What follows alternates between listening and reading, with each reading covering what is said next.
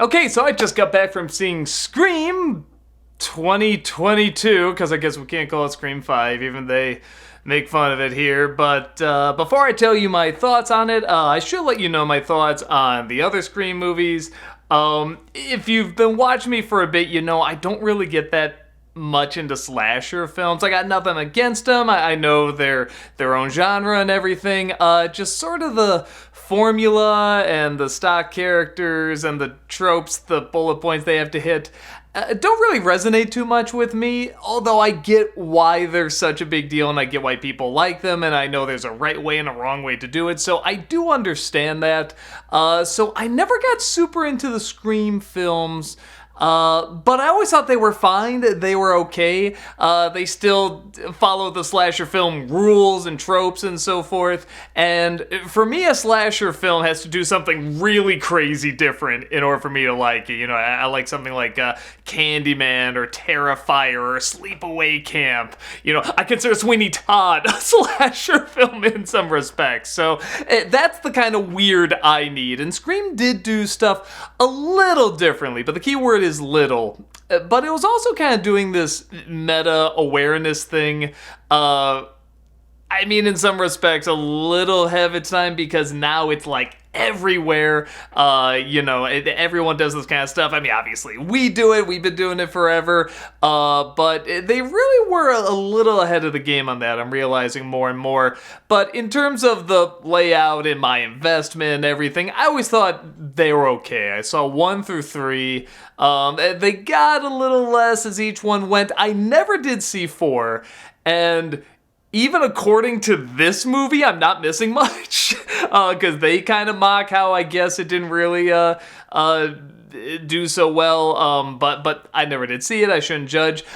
So now we have this new Scream movie, not Scream 5, that's both what they call it, a requel, I guess. There's some debate in the fan base, as they say in this film, where it's, you know, like they reference all of this in the movie. It's like Halloween, where they'll redo it again, but they'll give it the same title. They'll introduce new characters, but bring in old characters. It's kind of a sequel. It's kind of a reboot. It's kind of a start over. It's kind of a continuation. And they bring all this back to how the last Scream movie didn't work, so they're doing what everyone else is doing. And just like they do with the other films, and it's clever enough. This one seems to follow the rules, even down to breaking 1 or 2 little rules, but even by doing that, they're kind of following the rules of what a lot of these kind of requels do.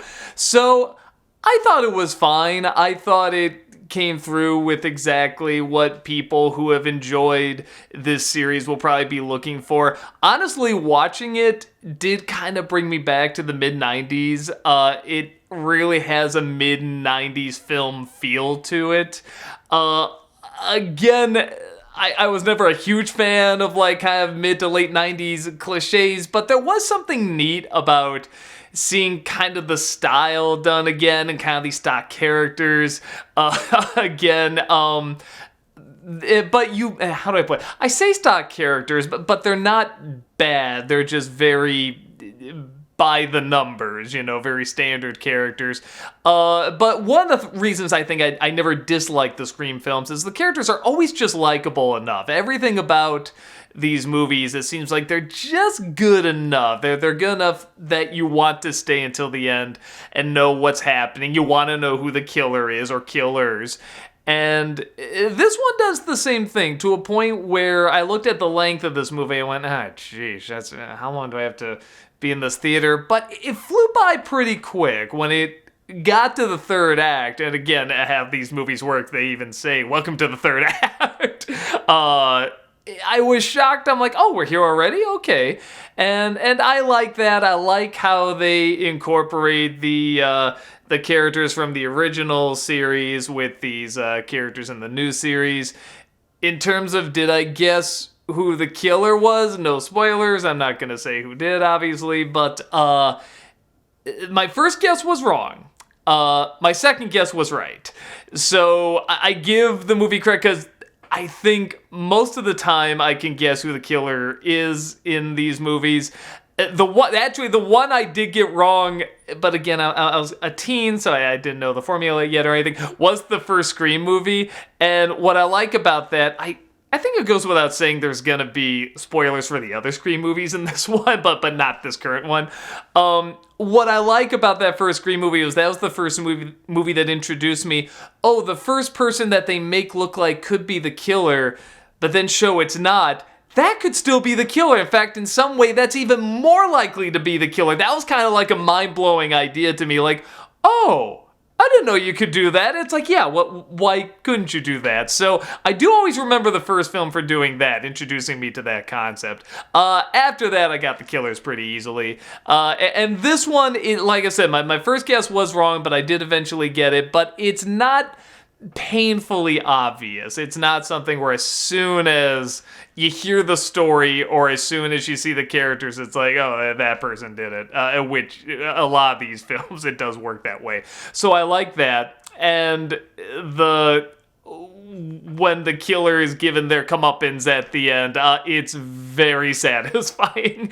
The way they built everything up and the way they built up the climax and everything, I was just like, all right, this is actually, like, this feels good to see. Like, it isn't something where if the film stopped halfway through, I'd be like, I don't need to finish it. Like, I would want to know what happens. I'd want to see the killer, get what's coming.